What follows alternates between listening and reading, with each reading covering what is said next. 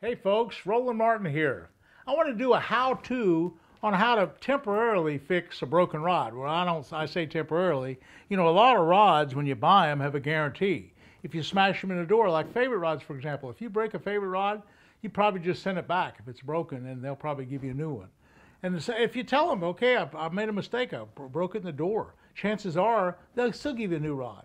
Or for a very small amount of money, for shipping and handling possibly, send you a new rod. But anyway, there are different companies do different things, and there are different things. But if you can't send it back, you can fix the rod a simple way, and I want to do it. I have a set of drills right here, drill bits right here. And what I've done, I've taken this file, and a little bit of the broken end of the rod, I filed this off and broke.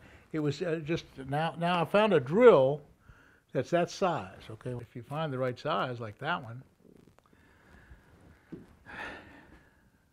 you can epoxy that like that.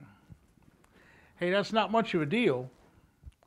It's maybe not the perfect rod, but if I took epoxy, or in this case, I got super glue. This is just a quick fix. This isn't the slickest thing in the world. I could take this super glue like this right here. I always carry super glue with me. I carry it to church. I carry it fishing. I carry it everywhere I go. I always have crazy glue or super glue. And if I take that rod apart, I could easily just super glue that drill bit right in there, just right there. It kind of stays. And then I could do the same thing on this end and just super glue that in there. Let it dry. Hey, no, it's not the perfect rod. No, it probably changes the action. Yeah, it's a couple inches shorter. Hey, but it's a rod. You can still use it for a lot of different things, and it's a quick way to repair a rod. So I hope this little YouTube adventure has been good. All you need is a little file, cut these little ends off, and find a drill that's the right size, and either glue it in with super glue or use some epoxy. I got plenty of epoxy that will work as well. Now that's just one way of mending this rod. There's a second way, and that is make a little ferrule. Now I got plenty of broken rods. I break rods from time to time. Here's another piece of rod that I've broken, and I've cut a little piece off of it, one of these little pieces, and I've found that now I can now take this piece here, for example, and go in there, or this piece here and go in there. Okay. Now I had that little piece that I just cut off, which was right here. This little piece was a ferrule right there, here. Let's see if this thing want to go. Probably not. Okay. Okay, I got this going. Okay, now what I've done is I've cut a little piece off of this rod, and I put it over this rod, and now I put this over this rod, and guess what? I got a ferrule. And that. Now I haven't glued it.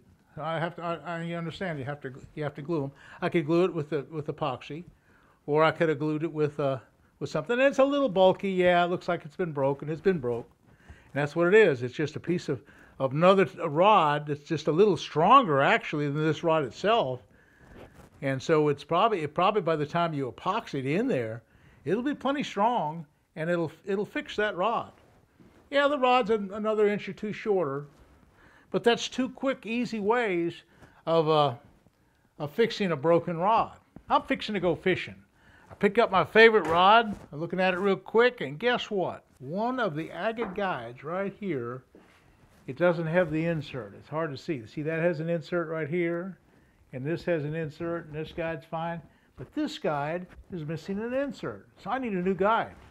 That's easy enough. I have plenty of old rods that I've broken. It's not even a favorite rod, but it has guides. I can take that guide and put on this favorite rod. So let's just do that. Let's take a knife and cut this wrap off. Cut it. It cuts off real easy. Not hard to do. Once you bear that, it just comes right off in one little piece right there. Okay. The guide is off, and there's no insert to that guide now. I didn't hurt the rod. The rod's got a perfect spot for it. Okay. I'll lay the rod up here for a second. And I'm going to do the same thing on this guide. I'm going to find a guide that's the right size. And this one here has about the right signature. So I'm going to cut it off. Same deal. So now I pull the guide out. And it's just a single-footed guide. Just has one little single foot. Okay, no problem. No problem at all. Now, I tie flies. I wrap rods. I got a regular rod wrapping machine right here. Look at this. This wraps great big saltwater rods, and I can put it on there, and I can wrap it on that big rod. I don't need to do that. I can wrap it by hand. All right. It's not such a big deal. You don't have to worry about it. Now, to get the proper wrap going, I'll start with this bobbin, and I'll just put some thread on there, and I'll just start to wrap it. Let's see, I'll lay it over right on the right spot, and come right across here, get it all wrapped up just about the right size, and then I get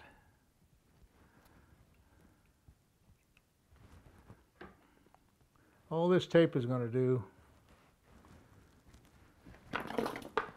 is just hold it in position while I wrap it. Won't take but a second to do this. Just take the tape, just run it down here, just run it right on. You go uphill on the guide. You start below it, then you wrap to it, and I'm wrapping it now.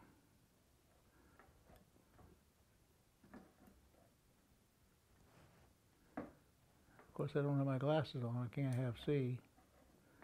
It's working. Now that it's up to that tape, I can take the tape off.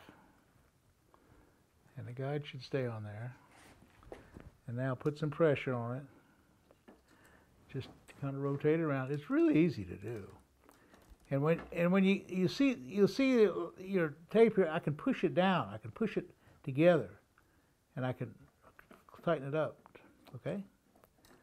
Keep going. Keep taping. Keep going. Keep going. Keep going.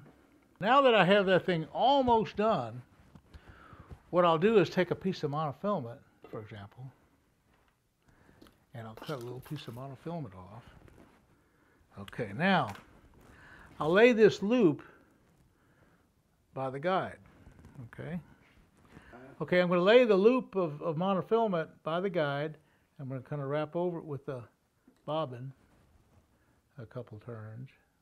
I've cut the line away from the bobbin, and now I'm going to go through the loop of monofilament right here. And I take the two legs of the monofilament right here and here, and I pull them both out this way.